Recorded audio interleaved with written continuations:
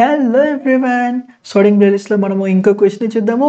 ఇది కొంచెం మోస్ట్ ఇంట్రెస్టింగ్గా ఉండబోతుంది అండ్ ఇంకొంచెం ఇంపార్టెంట్ కూడా.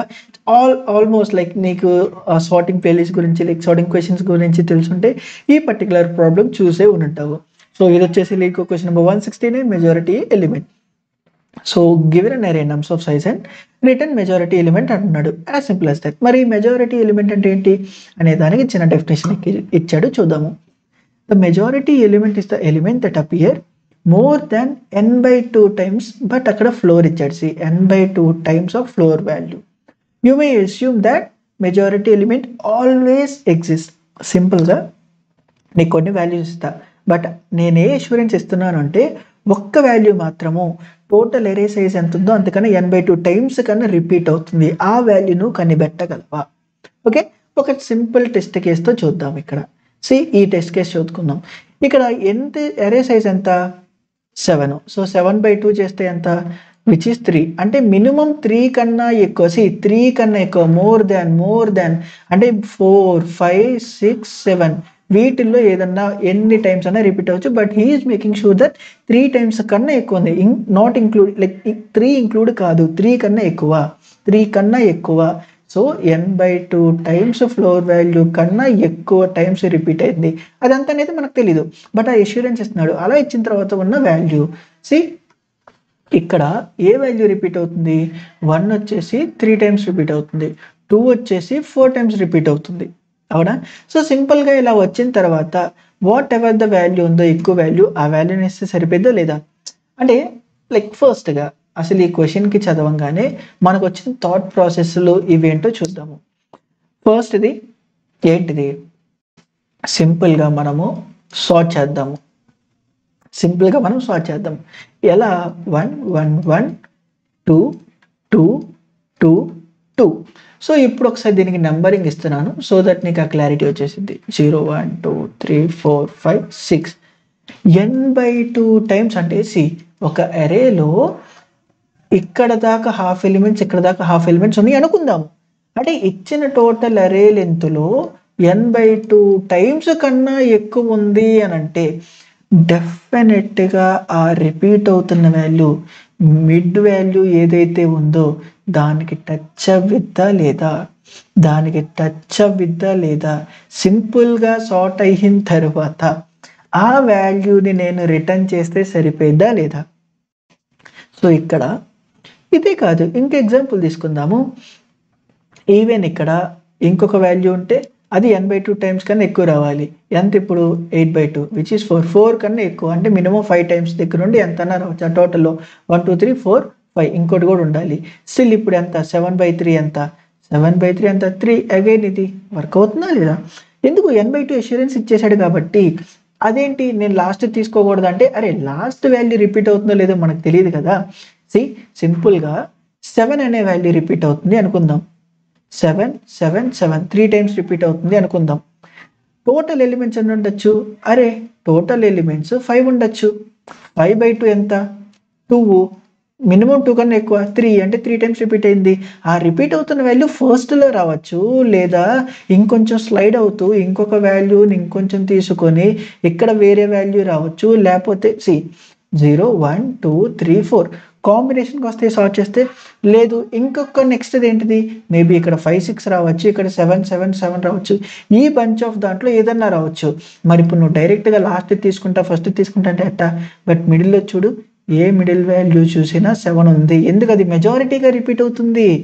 n+1 పక్క కన్నా n by 2 + 1 times అన్న రిపీట్ అవుతుంది. సో దట్ మిడిల్ ఎంత ఎక్కడ రిపీట్ అవుతుందో ఆ చంక్ ఆఫ్ డేటా మిడిల్ దానికి పక్కా టచ్ అవ్వాల్సిందే ఈ హోల్ అరేలో. ప్రాబ్లం అయిపోయింది. లేదు ఇట్లా కాదు, ఇలా అయితే మనము n log n టైం కదా, మరి ఫ్రీక్వెన్సీ టెర్మినాలజీలో ఏమన్నా వెళ్ళొచ్చా? అంటే సార్ట్ చేసి ఒక్కొక్క దాన్ని ఎంత ఎన్ని వచ్చినాయి అని చేసి అందులో నేను మ్యాక్సిమం కనిపెట్టి ఆ మ్యాక్సిమం యొక్క ఇండెక్స్. సపోజ్ ఇదే ఎగ్జాంపుల్ తీసుకుంటే సమ్హౌ ఇక్కడ 1 2 లైక్ ఇక్కడ 2 మాత్రమే ఉన్నాయి కాబట్టి లైక్ మినిమం మ్యాక్సిమంనే తీసుకుందాం అనుకున్నాం కాబట్టి. సో ఇక్కడ 1 ఎన్నిసార్లు? 3 times. ఇది 4. సో ఇక్కడ మ్యాక్సిమం కనిపెట్టి ఆ వాల్యూ నేను రిటర్న్ చేస్తానంటే ఫైన్ అన్న, లైక్ డీసెంట్. కానీ అది ఇంప్లిమెంటేషన్ కుదిరిద్దా అంటే కుదరదు. ఎందుకు? అరే నమ్స్ ఆఫ్ 5 వాల్యూ ఎంత రేంజ్ ఉందో చూడు, -10⁻⁹ టు +10⁻⁹. ఎంత పెద్ద రే నువ్వు ఎలా క్రియేట్ చేయగలవు?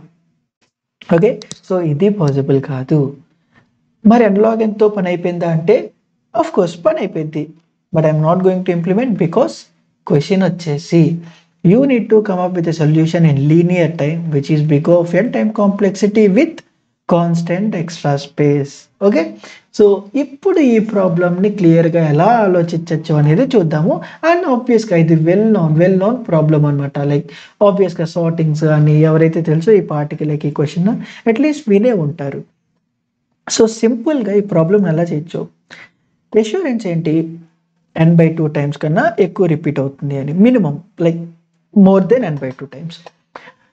Why don't we keep a track, ఏ అంటే ఒక్కొక్క నెంబర్ ఎన్నిసార్లు వస్తుంది అనే బేసిస్ మీద ట్రాక్ చేస్తే మనము ఈ వాల్యూని గెట్ చేయలేమా? సింపుల్గా అప్పుడు నువ్వు అనొచ్చు ఏ వాల్యూ ఎక్కువ సార్లు వస్తుంది అనేది మనకు తెలియదు కదా, మరి అప్పుడు ఎలా చెప్తావు అంటే ఆఫ్ కోర్స్ నేనేమంటున్నాను ఇక్కడ, suppose C 2 2 and then 1 1 1 and then 2 2 ఇలా మనకి ఇచ్చాడా. నా ఇనీషియల్ అసంప్షన్ ఏంటంటే ఇదే నా మెజారిటీ ఎలిమెంట్ అయ్యింది, అవునా? అంటే నా మెజారిటీ ఎలిమెంట్ ఏదైతే ఉందో ఇనీషియల్గా ఉన్నదాన్ని మెజారిటీ ఎలిమెంట్ అనుకుంటున్నా. అండ్ అది ఎన్నిసార్లు రన్ అయింది ఇప్పుడు, లైక్ ఎన్నిసార్లు వచ్చింది ఇప్పటికి, ఒకసారి. ఇది నా ఇనీషియల్ అనుకుంటున్నా.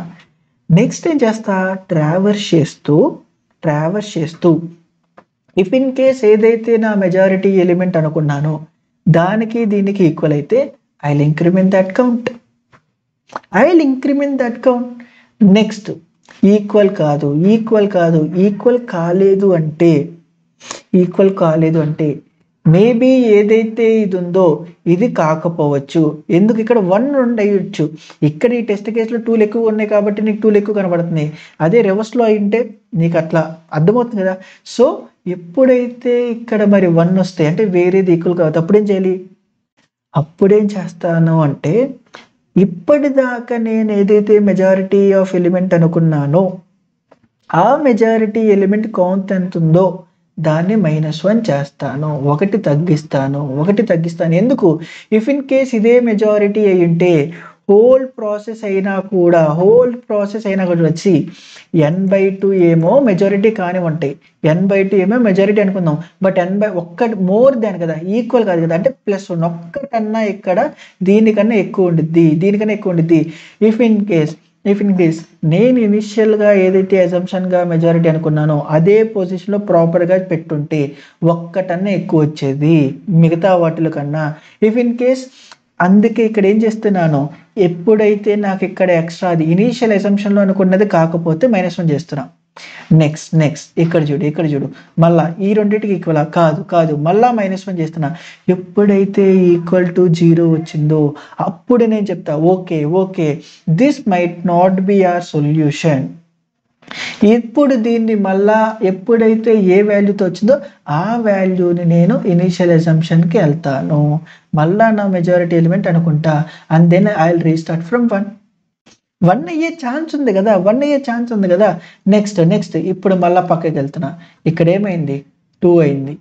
నెక్స్ట్ ఇక్కడికి వెళ్తున్నా, ఇప్పుడు ఏమైంది 1 తగ్గించాను, ఒకటి తగ్గించాను. నెక్స్ట్ పక్కకి వెళ్ళా, 1 తగ్గించాను. ఎప్పుడైతే 0 అయిందో I will update that point and I will start from 1. నా మెజారిటీ ఎలిమెంట్ దొరికేసిందా లేదా? అరే ఇట్లానే కాదు, ఎట్లా ఉన్నా మనకి దొరికింది. ఇంకో టెస్ట్ కేసు తీసుకుందాము. సింపుల్గా 7 7 7 9 9 ఇదే తీసుకుందాం. ఇప్పుడేమైంది, నా మెజారిటీ ఏదైతే ఉందో ఇనీషియల్గా ఇది అండ్ దాని కౌంట్ వచ్చేసి 1, అవునా? సో సింపుల్గా నేను ఇక్కడ నుంచి స్టార్ట్ చేసే ఇప్పుడు equal, of course equal, so 2 పెంచు, ఈక్వల్, ఆఫ్ కోర్స్ ఈక్వల్, 2 పెంచు. ఇది ఈక్వల్ కాదు 1 తగ్గి, ఎందుకు ఇది కాకపోవచ్చు కానీ ఎప్పుడు తగ్గేది, ఎప్పుడైతే 0 అయితే నెక్స్ట్ ఇక్కడికి రా, ఎంత ఇంకోటి తగ్గి నెక్స్ట్ అయిపోయింది, ఎరే అయిపోయింది. ఎరే అయిపోయినా కానీ నా కౌంట్ మినిమం 1 కన్నా ఎక్కువ ఉంటే, లేకపోతే నా కౌంట్లో ఏదైతే అప్పటిదాకా మెజారిటీ ఎలిమెంట్ ఉంటే దాన్నే మెజారిటీ అనుకోవచ్చు. ఇఫ్ ఇన్ కేస్ ఇది కాకపోయింటే ముందే మారేది. ఎందుకు ఇదంతా వర్క్ అవుతుంది? n/2 + 1 > ఈ మ్యాథ్స్లో ఉండిద్దని అష్యూరెన్స్ ఇచ్చాడు. More than n/2. Okay, so దీన్ని ఇప్పుడు స్ట్రైట్ అవే మనం ఇంప్లిమెంట్ చేసేద్దాము. ఫస్ట్ నేనేం తీసుకుంటున్నాను, వాట్ ఎవర్ నా మెజారిటీ ఎలిమెంట్ ఉందో ఆ మెజారిటీ ఎలిమెంట్ని నమ్స్ ఆఫ్ 0 అనుకుంటున్నా. And the same way what ever the count like అది 1 అనుకుంటున్నా.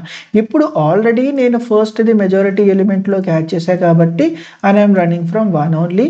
సో సింపుల్గా ఇప్పుడు ఇఫ్ ఇన్ కేస్ నా నమ్స్ ఆఫ్ i అనేది ఈక్వల్స్ టు మెజారిటీ అయితే సింపుల్గా I'll increase that count. If in case అలా కాకపోతే I'll decrease my counter. And if in case అలా తగ్గిన తర్వాత ఏ కేసులో అయినా ఈక్వల్స్ టు 0 అయితే now again I'll make it as current value as my majority element and I'm making that 1. And end of the day once ఇదంతా అయిపోయిన తర్వాత ఏదైతే మెజారిటీ ఎలిమెంట్ ఉందో ఆ మెజారిటీ ఎలిమెంట్ని రిటర్న్ చేసేస్తున్నాను. సో ఒకసారి దీన్ని రన్ చేద్దాము. అండ్ ఆఫ్ కోర్స్ దీని కాంప్లెక్సిటీ టైం ఎంత, టైం కాంప్లెక్సిటీ ఎంత, అది ఏముంది, సింపుల్గా ఫర్ లూప్తో రన్ చేస్తున్నాము. 2 ఫర్ లూప్స్తో, ఫస్ట్ ఫర్ లూప్ వచ్చేసి n అండ్ దెన్ ఒక ఫర్ లూప్తో వచ్చేసి ట్రావెల్స్ చేస్తున్నాము. యాక్సెప్టెడ్. సో ఆఫ్ కోర్స్ దీని ఓవరాల్ టైం కాంప్లెక్సిటీ ఎంత, ఓన్లీ n. ఎందుకు, ఒక ఫర్ లూప్తో మనం ట్యాకిల్ చేస్తున్నాము. ఓకే, అండ్ అదే కోడ్ పైథాన్లో ఎలా రాయాలో కూడా చూసేద్దాము. ఇనీషియల్గా నేను నా మెజారిటీ ఎలిమెంట్ని ఫిక్స్ చేస్తున్నాను. వన్స్ ఇది అయిపోయిన తర్వాత నా కౌంటర్ని స్టార్ట్ చేస్తున్నా. 1 దగ్గర నుండి వడవద అరే లెంత్ ఉంటే అక్కడ దాకా. ఇఫ్ ఇన్ కేస్ ప్రెసెంట్గా అనుకున్న మెజారిటీ ఎలిమెంట్ ఇది ఈక్వల్ అయితే +1 చేస్తున్నాను. ఇఫ్ ఇన్ కేస్ అలా కాకపోతే -1 చేస్తున్నాను. Once if it has reach to that count equals to -0తో అయితే ప్రెసెంట్ ఉన్నదాన్ని అప్డేట్ చేసుకుంటున్నాను. I'm restarting that again. ఇక్కడ నాకు n/2 కన్నా ఎక్కువ ఉంటే అని అష్యూరెన్స్ ఇచ్చాడు కాబట్టి డెఫినెట్గా చివరిలో ఏదైతే మెజారిటీ ఎలిమెంట్ ఉండిద్దో అదే డెఫినెట్గా మనకి యాక్చువల్ మెజారిటీ ఎలిమెంట్ అయి ఉంటుంది. సో దాన్ని డైరెక్ట్గా నేను రిటర్న్ చేస్తున్నాను. Okay, and accepted. So that's it for this video. Thank you.